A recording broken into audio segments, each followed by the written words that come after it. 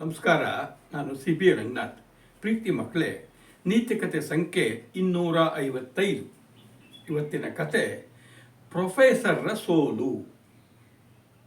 ನಮ್ಮ ಪ್ರೊಫೆಸರ್ ಸಾಹೇಬ್ರ ಹೆಸರೇ ನರಸಿಂಹಮೂರ್ತಿ ಅಂತ. ಪ್ರೊಫೆಸರ್ ನರಸಿಂಹಮೂರ್ತಿ ಅವರು ಬಹಳ ಬುದ್ಧಿವಂತರು. ಮುಖ ನೋಡಿದರೆ ಸಾಕು ಆ ಹೊಳಪು ಕಾಣಿಸ್ತಾ ಇತ್ತು. ಅವ್ರು ಯಾವಾಗಲೂ ಸಹಿತ ಕೋಟು ಸೂಟ್ನಲ್ಲೇ ಇರೋರು. ಮುಖದಲ್ಲಿ ಒಂದು ಬುಲ್ಗಾನಿ ಗಡ್ಡ, ತಲೆಯಲ್ಲಿ ಬಿಳಿ ಕೂದಲು, ಕನ್ನಡಕ ಹಾಕಿರ್ತಿದ್ರು. ಅವ್ರಿಗೆ ತಿಳಿದಿರೋ ವಿಷಯವೇ ಇಲ್ಲ. ಅವರು ಒಂದ್ಸಲ ಏನಾಗಿದೆ, ಬೆಂಗಳೂರಿಗೆ ಒಂದು ಸೆಮಿನಾರಲ್ಲಿ ಭಾಗವಹಿಸಬೇಕು ಹೊರಟಿದ್ದಾರೆ. ರಾತ್ರಿ ಪ್ರಯಾಣ ಆಗ್ತಿರಲಿಲ್ಲ ಅವರಿಗೆ. ಹಗಲಿನ ಪ್ರಯಾಣ ಅಂತ ಏನು ಮಾಡಿದ್ದಾರೆ, ತಮ್ಮ ಊರಿನಿಂದ ಹೋಗೋ ಎಕ್ಸ್ಪ್ರೆಸ್ ರೈಲಲ್ಲಿ ಬೆಂಗಳೂರಿಗೆ ಹತ್ತಿದ್ರು. ಅವ್ರ ದುರಾದೃಷ್ಟಕ್ಕೆ ಏನಾಗಿದೆ, ಯಾವಾಗಲೂ ಅವರು AC ಕೋಚ್ನಲ್ಲಿ ಹೋಗೋರಿಗೆ ಅವತ್ತು ಸಿಕ್ಕಾಪಟ್ಟೆ ರೇಷಾಗಿ ಏನೋ ತೊಂದರೆಯಾಗಿ ಅವ್ರಿಗೆ AC ಕೋಚ್ನಲ್ಲಿ ಜಾಗ ಸಿಗಲೇ ಇಲ್ಲ. ಕೊನೆಗೆ ಬಸ್ ಪ್ರಯಾಣ ಇಷ್ಟ ಆಗಲ್ಲ. ಏನಾದರೂ ಆಗಲಿ ಟ್ರೈನಲ್ಲಿ ಹೋಗಬೇಕು ಅಂತ ತೀರ್ಮಾನ ಮಾಡಿದ್ದು ಏನು ಮಾಡಿಬಿಟ್ಟಿದ್ದಾರೆ, ರಿಸರ್ವೇಷನ್ಗೂ ಅದು ಸಿಗದೆ ಜನರಲ್ ಕಂಪಾರ್ಟ್ಮೆಂಟಿಗೆ ಹೋಗೋ ಸ್ಥಿತಿ ಬಂತು. ಬಹಳ ಸಾಮಾನ್ಯ ಜನರ ಜೊತೆಗೆ ನನ್ನ ಪ್ರೊಫೆಸರ್ ಹೋಗೋದು ಹೇಗೆ ಅಂತ ಬೇರೆ ಈ ಒಂದು ರೀತಿ ತಮ್ಮದೊಂದು ಅಹಮಿಗೆ ಪೆಟ್ಟು ಬೀಳುತ್ತೆ. ಸರಿ, ಹಾಗೆ ಅನಿವಾರ್ಯ ಆಯಿತು. ಅವತ್ತು ಹೋಗಲೇಬೇಕಿತ್ತು. ಅಂತೂ ಇಂತೂ ಸ್ವಲ್ಪ ಮುಂಚೆ ಹೋದರೂ ಟ್ರೈನಲ್ಲಿ ಸಿಕ್ತು. ಕಿಟಕಿ ಪಕ್ಕ ಕೂತುಬಿಟ್ಟು ಇವರಿಗೆ ಮಾತಾಡೋ ಅಭ್ಯಾಸ ಸುಮ್ಮನೆ ರಂಗೇ ಇಲ್ಲ. ಸರಿ, ಯಾರ ಹತ್ರ ಮಾತಾಡೋ ಅಂದ್ಕೊಳ್ತಿದ್ದಾರೆ. ಶಿವಮೊಗ್ಗ ಬಿಟ್ಟಂಥ ಟ್ರೈನ್ ಏನಾಗಿದೆ, ಭದ್ರಾವತಿಗೆ ಹೋಯ್ತು. ಕಂಪಾರ್ಟ್ಮೆಂಟ್ ಇಲ್ಲಿ ಜನ ಎಲ್ಲ ಕೂತುಬಿಟ್ರು. ನಾನಾಗೆ ಮಾತಾಡ್ಸೋದೇನು, ನನ್ನನ್ನು ಯಾರು ಮಾತಾಡಿಸ್ತಿಲ್ಲ ಅಂತ ನಮ್ಮ ಪ್ರೊಫೆಸರ್ ಸಾಹೇಬ್ರಿಗೆ. ಅಷ್ಟೊತ್ತಿಗೆ ಯಾರೋ ಒಬ್ಬ ತರುಣ ಹತ್ತದವನು ಪ್ರೊಫೆಸರ್ ಸಾಹೇಬರಿಗೆ ನಮಸ್ಕಾರ ಅಂದ್ಬಿಟ್ಟ. ಎಲ್ಲರೂ ಹಿಂಗೆ ನೋಡ್ತಾರೆ, ಯಾರಪ್ಪ ಪ್ರೊಫೆಸರು ಅಂತ. ಯಾರು ತಮ್ಗೆ ಗೊತ್ತಾಗಲಿಲ್ಲ ಅಂತ ನಮ್ಮ ಪ್ರೊಫೆಸರ್ ಸಾಹೇಬ್ರು ಹೇಳಿದರು, ಸಾರ್ ನಾನು ಇಲ್ಲೇ ಹಳ್ಳಿಲಿ ಮೇಟ್ರು, ಈಗ ಅರಸೀಕೆರೆಗೆ ಹೋಗ್ತಾ ಇದ್ದೀನಿ, ಕೆಲಸ ಇದೆ ಅಂತೇಳಿ. ಏನು ಸರ್, TV ವಿಲಿ ನೋಡಿದ್ದೀನಿ, ಪೇಪರ್ ನೋಡಿದ್ದೀನಿ, ಭಾಷಣ ಕೇಳಿದ್ದೀನಿ ಸರ್, ತುಂಬ ಅದ್ಭುತ. ಅಬಾಬಾ, ನಿಮ್ಮ ಸಬ್ಜೆಕ್ಟ್ ಸೋಸಿಯಾಲಜಿ ಅಂತೂ ನೀವು ಎಷ್ಟು ಪುಸ್ತಕಗಳು ಬರೆದಿದ್ದೀರಿ ನೋಡಿ ಸರ್, ನಾವು ಓದ್ಬೇಕಾದ್ರೆ ಟೆಕ್ಸ್ಟ್ ಬುಕ್ ಆಗಿತ್ತು ಅಂತೆಲ್ಲ ಹೇಳಿಬಿಟ್ಟ. ಪ್ರೊಫೆಸರಿಗೆ ಬಿಲ್ಡಪ್ಪು ಆಹಾ ಅಂತೆಲ್ಲ ಪ್ರೊಫೆಸರ್ ಅಂದ್ಕೊಳ್ತಿದ್ದಾರೆ. ಸರಿ, ಹೀಗಿದ್ದಾಗ ಮೇಷ್ಟ್ರ ಜೊತೆಗೆ ಅವ್ರು ಪ್ರೈಮರಿ ಸ್ಕೂಲ್ ಮೇಷ್ಟ್ರು ಮಾತಾಡೋಕ್ಕೆ ಶುರು ಮಾಡಿಬಿಟ್ರು. ಯಾರು ಮಾತಬೇಕಲ್ಲ, ಪ್ರೊಫೆಸರ್ ಹೇಳೋದು ಇವ್ರು ಮೇಷ್ಟ್ರು ಕೇಳೋ ಜೊತೆಗೆ ಅಲ್ಲಿ ಇದ್ದವ್ರನ್ನ ಕೇಳ್ತಾ ಇದ್ದಾರೆ. ಸರಿ, ಪ್ರೊಫೆಸರ್ ಹೇಳಿದ್ರು, ಮೇಷ್ಟ್ರೆ ಯಾಕೋ ಬೇಜಾರಾಗತ್ತೆ ಕಣ್ರಿ, ಏನಾದ್ರು ಒಂದು ಪಂದ್ಯ ಆಡೋಣ. ಏನು ಪದ್ಯ ಪ್ರೊಫೆಸರ್ ಸಾಹೇಬ್ರೆ? ಒಂದು ಒಗಟು ಹಾಕೋಣ. ನೀವು ಒಂದು ಒಗಟು ಹೇಳ್ರಿ, ನಾನು ಅದಕ್ಕೆ ಪುತ್ರ ಕಂಡುಹಿಡಿತೀನಿ. ನಾನು ಒಗಟು ಹೇಳಿದ್ದಕ್ಕೆ ನೀವು. ಆಯ್ತು ಪ್ರೊಫೆಸರ್ ಸಾಹೇಬ್ರೆ, ನಿಮ್ಮಷ್ಟು ಬುದ್ಧಿವಂತ ಅಲ್ಲಪ್ಪ, ನಾನು ಒಳ್ಳೆ ಮೇಟ್ರು, ಪ್ರೈಮರಿ ಸ್ಕೂಲ್ ಮೇಟ್ರು, ನೀವು ದೊಡ್ಡ ಪ್ರೊಫೆಸರು. ಇರಲಪ್ಪ, ಈಗ ಬರೀ ನಾವು ಪಂದ್ಯ ಆಡಿದ್ರೆ ಅದಕ್ಕೇನಾದ್ರು ಮೊತ್ತ ಇಡಬೇಕಪ್ಪ. ಏನು, ಒಂದು ಕೆಲಸ ಮಾಡೋಣ, ಯಾರು ಪಂದ್ಯದಲ್ಲಿ ಸೋಲ್ತಾರೋ ಅವ್ರು 50 ರೂಪಾಯಿ ಕೊಡಬೇಕು ಗೆದ್ದವ್ರಿಗೆ. ಆಯಿತು ಅಂತ ನಮ್ಮ ಮೇಷ್ಟ್ರು ಒಪ್ಕೊಂಬಿಟ್ರು. ಸರಿ, ನಮ್ಮ ಮೇಷ್ಟ್ರು ಏನು ಮಾಡಿದ್ರು, ಇವ್ರು ಹೇಳಿ ಪ್ರೊಫೆಸರ್ ನೀವೇ ಮೊದಲು ಕೇಳ್ರಪ್ಪ. ಮೊದಲು ಒಗಟು ಹಾಕಿದ್ದು ಯಾರಪ್ಪ ಅಂದರೆ ನಮ್ಮ ಮೇಷ್ಟ್ರು ಹಾಕಿದ್ದಾರೆ. ಪ್ರೊಫೆಸರು ಅದಕ್ಕೆ ಉತ್ತರ ಕೊಡಬೇಕು. ನಮ್ಮ ಹಳ್ಳಿ ಮೇಷ್ಟ್ರು ಹೇಳಿದರು, ನೀರಲ್ಲೇ ಹುಟ್ಟತ್ತೆ, ನೀರಲ್ಲೇ ಬೆಳೆಯತ್ತೆ, ನೀರಲ್ಲೇ ಸಾಯತ್ತೆ ಯಾವುದು.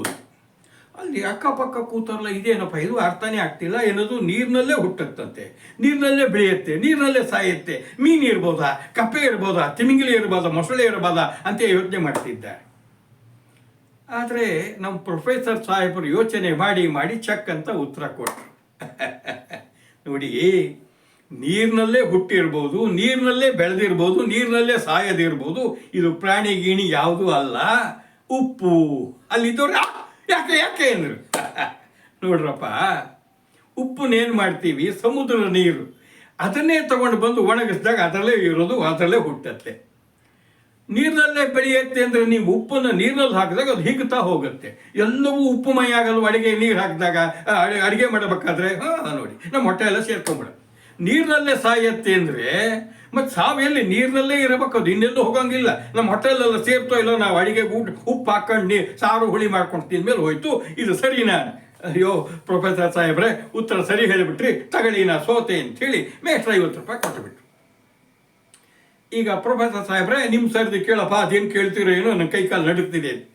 ಏನಿಲ್ಲವೇ, ಭಾಳ ಸರಳವಾದ ಕೇಳ್ತೀನಿ ಅಂತೇಳಿ ಇವರು ಒಂದು ಒಗಟು ಹಾಕಿದ್ರು. ಕೇಳಿ ಮೇಷ್ಟ್ರೆ, ನೋಡಿ, ಜುಟ್ಟಿದೆ, ಪೂಜಾರಿ ಅಲ್ಲ. ಮೂರು ಕಣ್ಣಿದೆ, ಈಶ್ವರ ಅಲ್ಲ. ಹಾಲಿದೆ, ಆಕಳಲ್ಲ. ಇಬ್ಬಾಗವಾದರೆ ಅದು ಒಳ್ಳೆ ತಿರುಳು ಕೊಡೋ ದೈವಪ್ರಿಯ. ಹೇಳಿ ಏನು? ಅಲ್ಲಿದ್ದವರೆಲ್ಲ ತಲೆ ಕೆರ್ಕೊಂಡ್ರೆ ಇದೇನ ಮಾರಾಯ, ಜುಟ್ಟಿದೆಯಂತೆ, ಪೂಜಾರಿ ಅಲ್ಲ. ಛಾ ಛಾ ಛಾ ಛಾ. ಆಯಿತು, ಮೂರು ಕಣ್ಣಿದೆ, ಈಶ್ವರ ಅಲ್ಲ. ಅಯ್ಯೋ, ಮೂರು ಕಣ್ಣಿದೆ, ಹೌದು, ಮತ್ತಿನ್ನು ಅಲ್ಲ ಅಂತಿದ್ದಾರೆ. ಹಾಲಿದೆಯಂತೆ, ಹಸುನೂ ಅಲ್ಲ. ಅಯ್ಯೋ ಅಯ್ಯೋ, ಒಡೆದ್ರೆ ಇಬ್ಬಾಗವಾಗಿ ತಿರುಳು ಕೊಡುತ್ತೆ, ಅದು ದೇವಪ್ರಿಯ. ಯಾರಿಗೂ ಅರ್ಥ ಏನು ಏನು ಅಂಥೇಳಿ ನಮ್ಮ ಮೇಷ್ಟ್ರು ಯೋಚನೆ ಮಾಡಿ ಏನೇನು ಹೇಳೋಕ್ಕೆ ಹೋದ್ರು, ತಪ್ಪು ಪುತ್ರ ಹೇಳೋರು. ಕೊನೆಗೆ ಆಯಿತು, ನಾನು ಸೋತೆ ಅಂತ. ಅವಾಗ ಪ್ರೊಫೆಸರ್ ಹೇಳಿದರು, ಅಲ್ಲ ಎಷ್ಟು ಸರಳವಾಗಿ ಹೇಳಿದ್ದೀನಿ, ಕೊನೆಗೆ ಒಂದು ಕ್ಲೂ ಕೊಟ್ಟಿದ್ದೀನಿ, ದೇವಪ್ರಿಯ ಅಂತ. ದೇವರಿಗೆಲ್ಲ ಪ್ರಿಯ ಆಗುವಾಗ ಏನಾಗಬೇಕು? ದೇವ್ರ ಪೂಜೆ ಮಾಡ್ಬೇಕಾದ್ರೆ ನಾವೇನೇನು ಇಟ್ಕೊಳ್ತೀವಿ ಹೇಳಿ ಅಂದಾಗ ಹಣ್ಣು ಕಾಯಿ, ಮತ್ತು ನಿಮ್ಮ ಮನೆ ಹಾಳಾಗೋದು ನಾನು ಹೇಳಿದ್ದೆ ತೆಂಗಿನಕಾಯಿ ಅಂತ. ಅದು ಹೆಂಗೆ ನೋಡಿ, ಮೊದಲೇನು ಹೇಳಿದೆ? ಜುಟ್ಟಿದೆ, ಪೂಜಾರಿ ಅಲ್ಲ. ತೆಂಗಿನಕಾಯಿ ಜುಟ್ಟು ಇರುತ್ತೋ ಇಲ್ಲ, ಆ ಜುಟ್ಟಿನ ತೆಳಗೆ ಏನಿದೆ? ಮೂರು ಕಣ್ಣಿದೆ, ಈಶ್ವರನ ಅಲ್ಲ.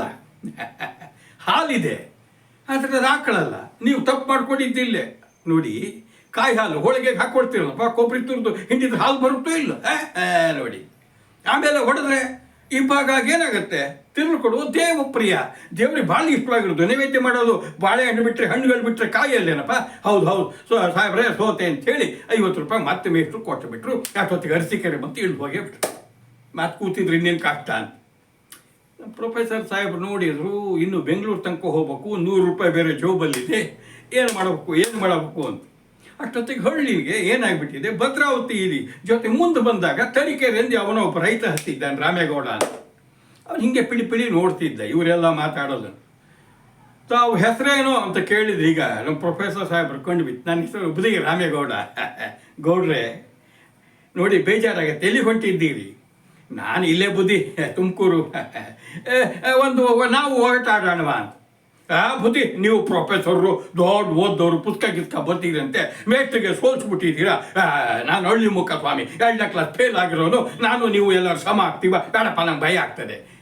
ಅಯ್ಯೋ, ಏನು ಬಿಡೋದು ಹೆಂಗೆ ಅಂತೇಳಿ, ಇಲ್ಲ ಒಂದು ಕೆಲಸ ಮಾಡೋಣಪ್ಪ. ಏನು? ಇಬ್ಬರು ಪಂದ್ಯ ಆಡೋಣ. ಆದರೆ ಸ್ವಾಮಿ, ನನಗೆ ಅದೇನೋ ಹೇಳ್ತಾರಲ್ಲ, ಕಡಿತ ಡಿಸ್ಕೌಂಟ್ ಅಂತೇಳಿ ಅದು ಕೊಡ್ಬೇಕಪ್ಪ, ಇಲ್ಲೇ ನಂಗೆ ಆಗಲ್ಲ. ಏನು? ಅದೇ ಒಂದು ಕೆಲಸ ಮಾಡೋಣ. ಆಯ್ತು ಗೌಡ್ರೆ, ಈಗ ಇಬ್ಬರು ಪಂದ್ಯ ಕಟ್ತೀವಿ. ನಾನು ಸೋತ್ರೆ 100 ರೂಪಾಯಿ ಕೊಡ್ತೀನಿ, ನೀವು ಸೋತ್ರೆ 50% ಡಿಸ್ಕೌಂಟ್, 50 ರೂಪಾಯಿ ಕೊಟ್ಟರೆ ಸಾಕು. ಬುದ್ಧಿ, ಇದು ದೇವರು ಮೆಚ್ಚೋ ಮಾತು ಅಂದ್ಬಿಟ್ರು. ಸರಿ, ಈಗ ಯಾರು ಒಗಟು ಹಾಕಬೇಕು? ಒಂದು ಕೆಲಸ ಮಾಡಿ ಗೌಡ್ರೆ, ನೀವೇ ಮೊದಲು ಹಾಕ್ಬಿಡಿ. ಸರಿ, ಎಲ್ಲ ಕೂತಿದ್ದಾರೆ. ಏನಿದು ನಮ್ಮ ಹಳ್ಳಿ ಗೌಡ ಪ್ರೊಫೆಸರ್ ಸಾಹೇಬರಿಗೆ ಏನು ಒಗಟು ಹಾಕ್ತಾನೆ ಅಂತ. ಸರಿ, ನಮ್ಮ ಹಳ್ಳಿ ಗೌಡ ಹಾಕಿದ. ಕೇಳ್ರಿ ಸಾಹೇಬ್ರೆ, 1 ಕಾಲಿನಲ್ಲಿ ನಿಲ್ಲತ್ತೆ, 2 ಕಾಲಿನಲ್ಲಿ ನಡೆಯುತ್ತೆ, 3 ಕಾಲಿನಲ್ಲಿ ಓಡುತ್ತೆ. ಯಾವ್ದು ಹೇಳಿ ಸಾಹೇಬ್ರೆ? ಇನ್ನೊಂದ್ಸಲಿ ಹೇಳಿ ಗೌಡ್ರೆ. 1 ಕಾಲಲ್ಲಿ ನಿಲ್ಲತ್ತೆ, 2 ಕಾಲಿನಲ್ಲಿ ನಡೆಯುತ್ತೆ, 3 ಕಾಲಿನಲ್ಲಿ ಓಡುತ್ತೆ. ಇದು ಗೊತ್ತಿಲ್ವಾ? ಕೊಕ್ರೆ ಅಂದ್ರು. ಅದಂಗೆ ಪ್ರೊಫೆಸರ್ ಸಾಹೇಬ್ರೆ? ಕೊಕ್ರೆ ನಿಂತಾಗೇನೋ 1 ಕಾಲು ಮೇಲೆ ಎತ್ಕೊಂಡಿರ್ಬೋದು, ನಡಿಬೇಕಾದ್ರೆ 2 ಕಾಲು ಇರುತ್ತೆ, ಓಡಬೇಕಾದ್ರೆ 3 ಕಾಲು ಎಲ್ಲಿರುತ್ತೆ? ರೆಕ್ಕೆ. ಓಡಬೇಕಾದ್ರೆ ರೆಕ್ಕೆ ಹಳ್ಳಿರುತ್ತಾ, ಹಾರಬೇಕಾದ್ರೆ ಆಗ್ಬೋದು. ಅದು ಕಾಲು ಅಂತೀರಾ?